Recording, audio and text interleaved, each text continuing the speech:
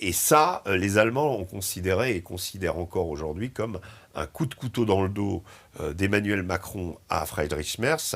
Et comme par hasard, à la suite de ça, il y a l'offre de renouer le dialogue avec la Russie.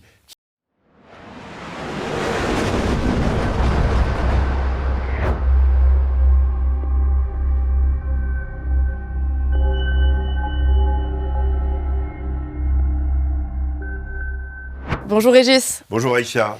Régis, hier Emmanuel Macron a surpris tout le monde lors de sa conférence de presse à Abu Dhabi. Le président français a annoncé la construction d'un nouveau porte-avions. Oui, nouveau porte-avions. Alors, il a surpris tout le monde. C'est-à-dire que cette information qu'il l'ait décidé, ce qui a surpris, c'est qu'il a dit, il a fait cette annonce et qu'il a dit, la décision a été prise dans la semaine. Bon, en réalité, quand on redétricote la pelote de laine du porte-avions français, du deuxième porte-avions français, c'était déjà décidé, il fallait le go. Enfin, ça fait des années qu'on parle de ce deuxième porte-avions. Et personnellement, moi, on en entendait parler, je m'en souviens très bien, à l'époque où j'étais correspondant à New York, donc en 2003-2004, pour Paris Match.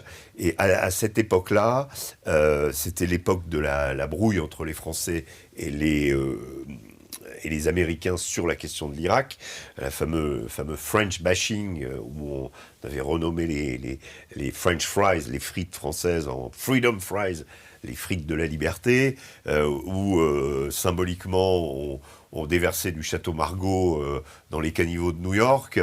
Enfin, certains le faisaient, hein, mais en tout cas, il y avait vraiment cette période extrêmement pénible que moi j'ai vécue où on se faisait dégommer sur les plateaux de télé de Fox News et c'était assez désagréable. En fait, voilà, les Français étaient bannis et les conséquences, et pourquoi, vous allez voir pourquoi ça a un lien avec le porte-avions. Tout simplement qu'à l'époque, l'ambassadeur de France à Washington, qui s'appelait Jean-David Lévite, avait été, la résidence de l'ambassadeur était pas très loin de la maison de Donald Rumsfeld. Et l'ambassadeur avait été convoqué par Donald Rumsfeld, qui lui avait dit, vous savez, vous n'êtes pas avec nous, etc., etc. Il avait dit pique-pente de la politique de Chirac et de Villepin.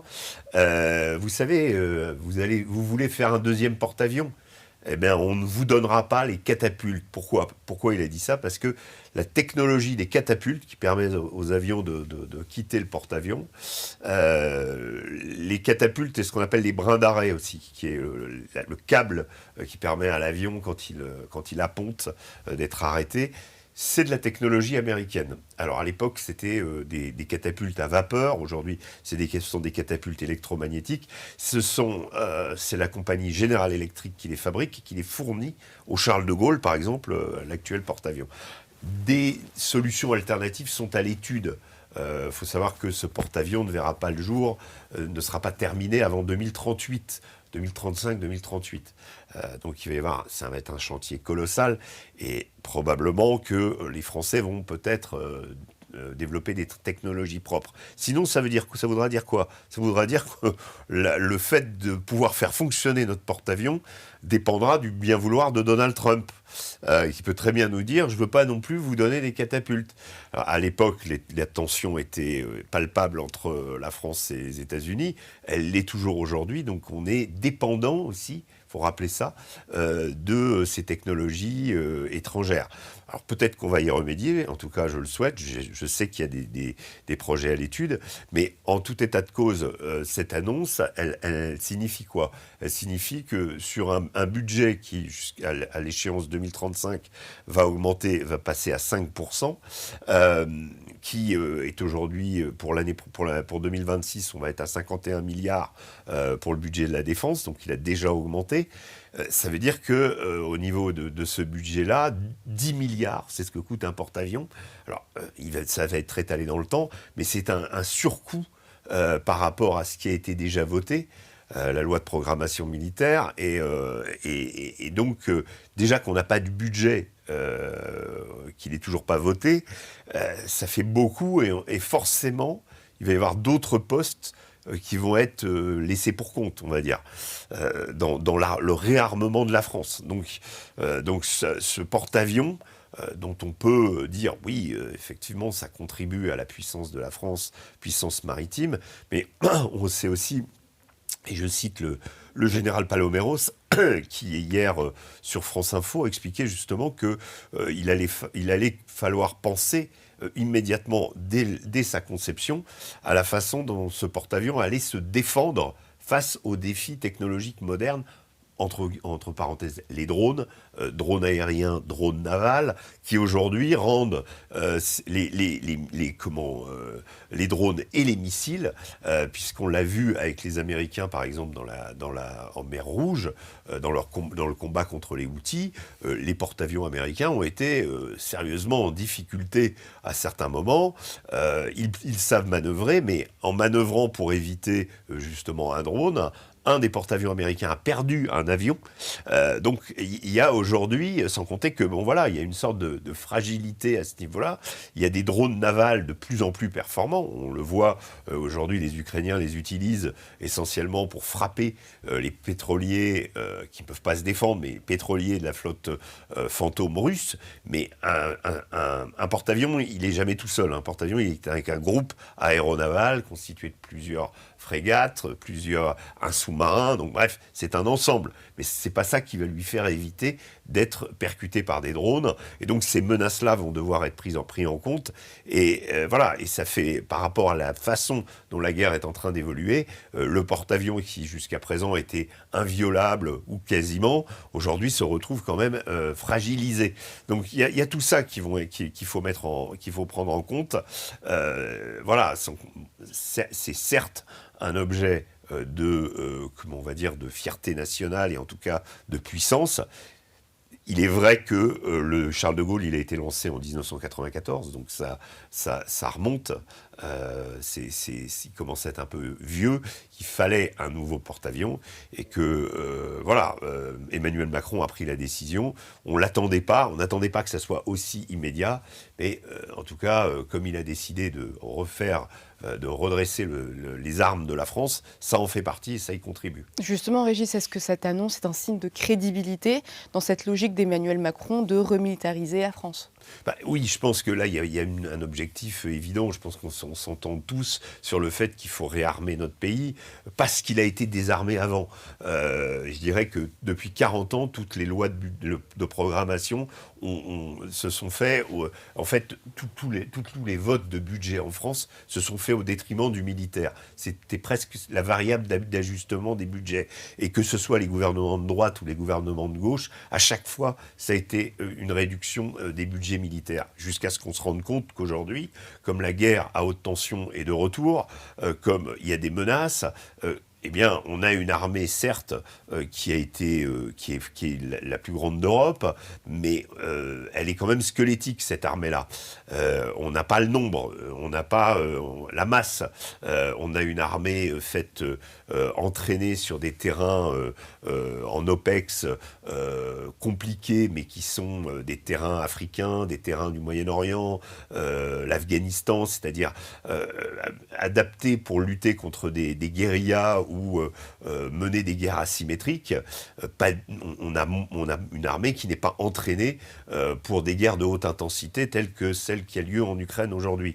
Donc ce retour de la guerre de haute intensité nous oblige à repenser notre approche militaire et surtout évidemment à refabriquer des chars, à refabriquer et à se battre aussi dans le domaine des drones, à se battre dans le domaine de l'intelligence artificielle. Il y a plein de domaines sur lesquels on a quand même un certain retard par rapport à d'autres et ça il faut le combler. Et donc là il est clair qu'il y a une sorte de comme disent les Américains, de wake-up call, c'est-à-dire de réveil à susciter pour que la France à la fois se remilitarise, mais aussi se réindustrialise, parce que les deux vont de pair.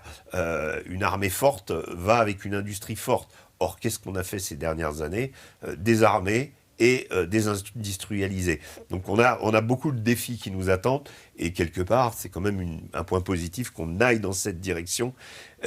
On aimerait que ça se fasse sans paranoïa excessive et sans que tous les 4 jours, le chef d'état-major nous parle de rentrer en guerre contre la Russie ou de livrer les guerres de nos grands-parents ou de nos arrière-grands-parents. Voilà. Chers amis d'Omerta, avant de poursuivre cette vidéo, je souhaitais vous partager la situation dans laquelle se trouve notre équipe. En effet, nous faisons l'objet d'attaques et de harcèlement depuis plusieurs mois et tout ça s'intensifie depuis quelques semaines. L'objet de ces attaques, c'est tout simplement le travail qu'Omerta produit depuis 3 ans sur un certain nombre de sujets en se rendant sur le terrain où les médias mainstream ou les médias internet ne souhaitent ou ne peuvent se rendre. Ukraine, immigration, mais aussi wokisme, transsexualité, pédocriminalité et bien d'autres sujets. Tout ce que nous avons traité depuis 3 ans chez Omerta, que ce soit dans notre magazine ou sur notre application mobile, dérange le système et ce système a aujourd'hui décidé d'intensifier la pression sur notre société. Pour soutenir notre travail, pour soutenir la liberté d'expression, alors soutenez dès maintenant Omerta en effectuant un don défiscalisé à hauteur de 66%. Pour un don de 100 € versé à Omerta, vous ne payez en réalité que 34 €. Ces dons, ils sont indispensables en cette fin d'année pour garantir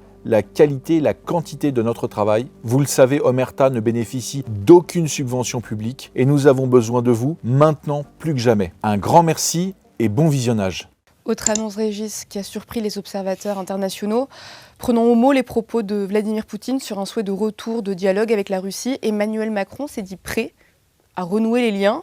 L'administration russe semble avoir accepté. Régis, on revient de très très loin. Oui, on revient de très loin, puisque je citais donc le chef d'état-major imparfaitement, parce qu'il y a eu d'abord cette annonce, vous vous souvenez, qui avait choqué d'un choc avec la Russie à l'échéance de 3-4 ans. Ensuite, il y a eu les propos sur il faut que les Français acceptent de perdre leurs enfants. Enfin, on était quasiment à une veillée d'armes. Enfin, on avait cette impression-là, tout en sachant qu'on n'avait pas le matériel militaire ni l'armée qu'il fallait en cas d'une guerre pareille avec la Russie. En tout cas, qu'on l'a pas actuellement. Donc c'était déjà assez angoissant, inquiétant, se dire mais si effectivement les Russes, comme ils nous le disent, attaquent, qu'est-ce qu'on va faire? Donc grosse angoisse dans un quotidien où les Français ont déjà suffisamment d'angoisse avec des problèmes colossaux internes à la France, on nous a rajouté ça. Donc là, on tombe sur un Emmanuel Macron qui regarde les choses évoluer et qui sent d'abord, je pense, la question du règlement de la guerre en Ukraine lui échapper et échapper totalement aux Européens. C'est-à-dire que je pense qu'il a été déterminant pour lui, c'est le fameux document de stratégie de sécurité nationale produit par les Américains il y a 2 semaines, qui éclipse complètement l'Europe et qui lui donne des leçons en disant « réglez vos problèmes, sinon vous allez disparaître ». Je pense que là, à partir de là, il y a une prise. Emmanuel Macron dit don't act. Je comprends que ce que disent les Américains, et je comprends surtout que la négociation se fait de moins en moins avec nous. C'est-à-dire que premier constat également, les fameux 28 points, le fameux document des 28 points. Préparé par Steve Witkoff et Kirill Dmitriev, qui se fait dans le dos des Européens, dans le dos des Ukrainiens, avec les Russes, entre les Russes et les Américains. Déjà, on pouvait constater en octobre, quand ce document est paru, on pouvait constater que les Européens étaient sur la touche. Ils ont remis le pied dans le bateau en proposant un contre-plan en 20 points cette fois, qui a été rédigé à Genève, avec la collaboration du secrétaire d'État américain Marco Rubio. Depuis, on discute de plusieurs plans. Les Ukrainiens, eux aussi, ont apporté leur plan à l'édifice, on va dire. Pour le moment, il n'y a rien de décidé. On bute sur les mêmes points, la question du territoire, la question de la taille de l'armée ukrainienne, la question de Zaporijjia, la question des garanties de sécurité, celle de la reconstruction de l'Ukraine. Il y a plusieurs gros points comme ça qui ne sont pas encore réglés.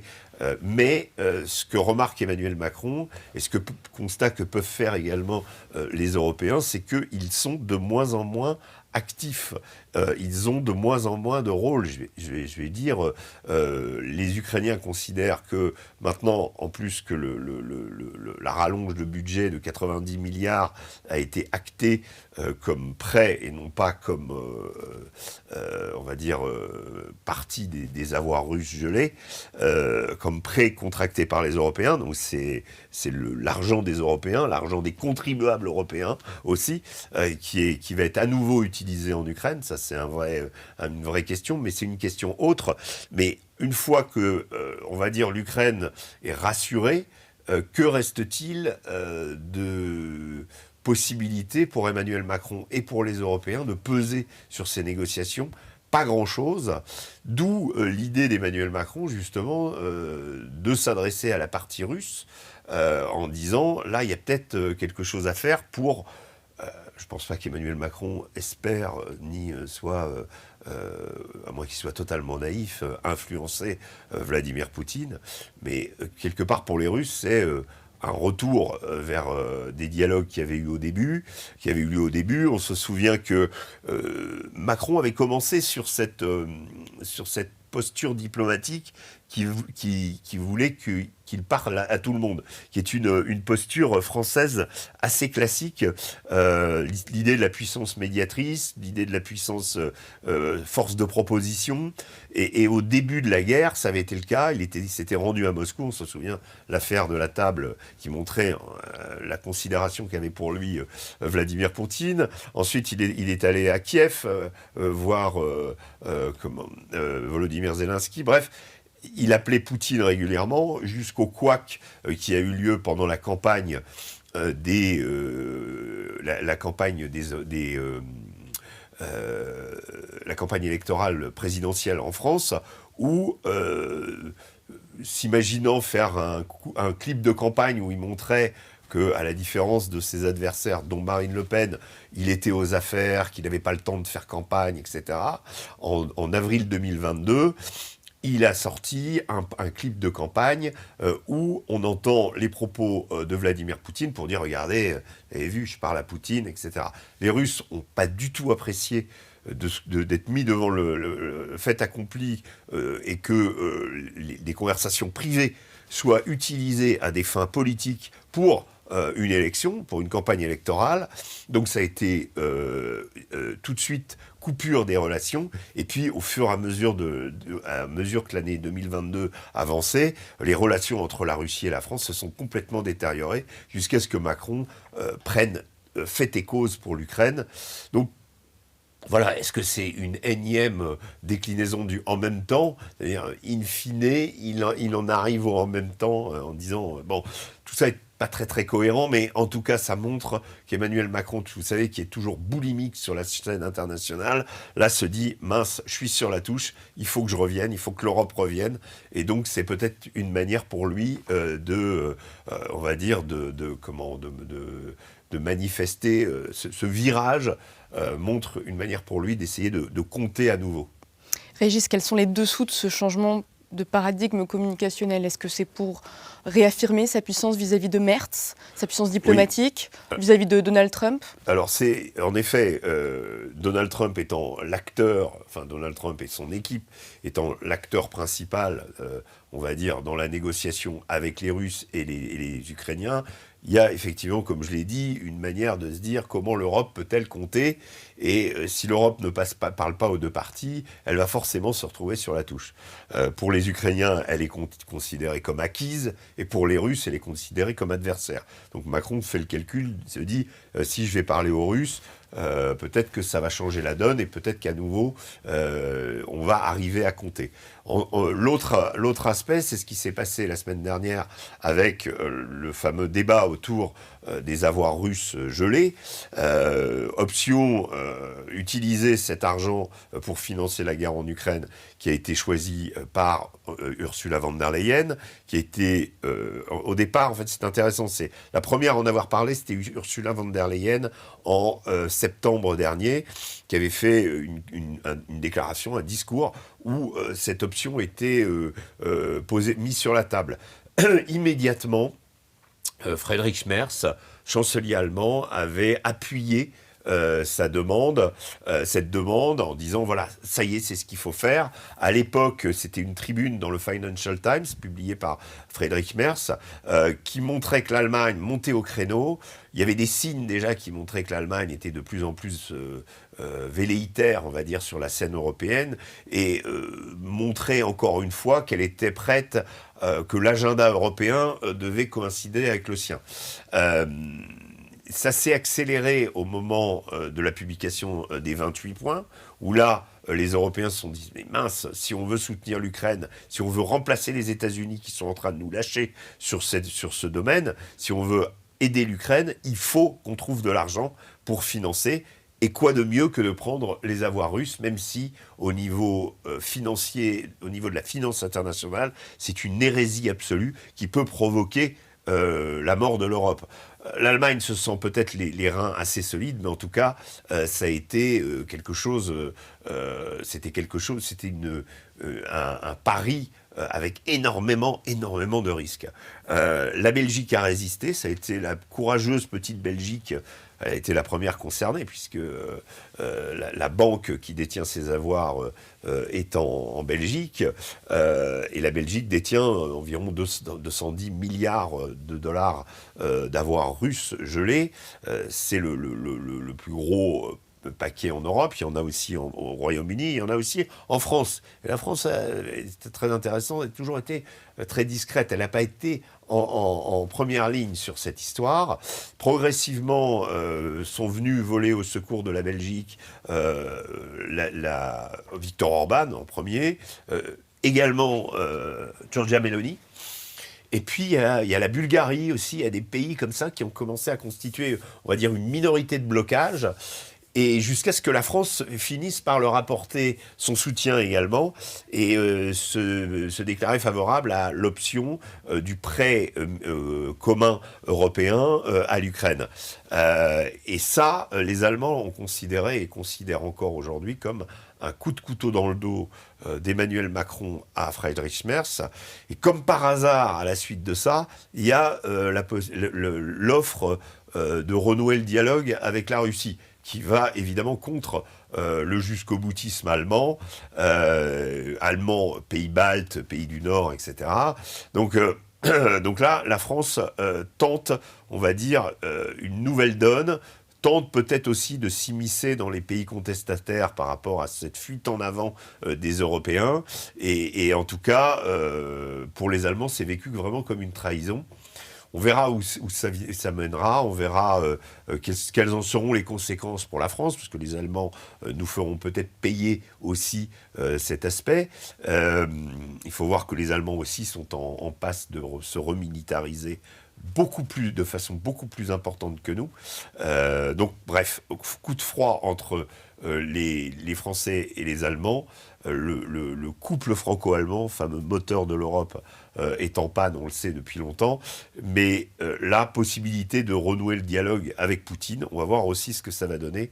En tout cas, pour le moment, les négociations n'avancent pas ou peu, même si la plupart des participants disent que ça a toujours été constructif. Là, c'était Miami ce week-end avec Kirill Dmitriev, Steve Witkoff, également Umerov, côté ukrainien.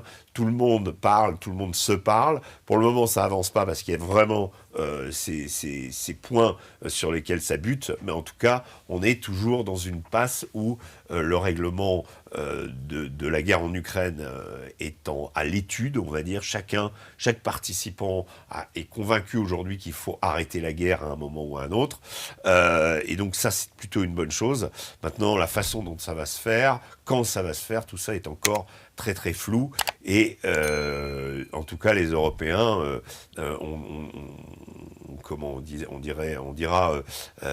ont du souci à se faire sur leur existence et sur leur avenir, même par rapport à ces négociations. Merci Régis. Merci Aïcha.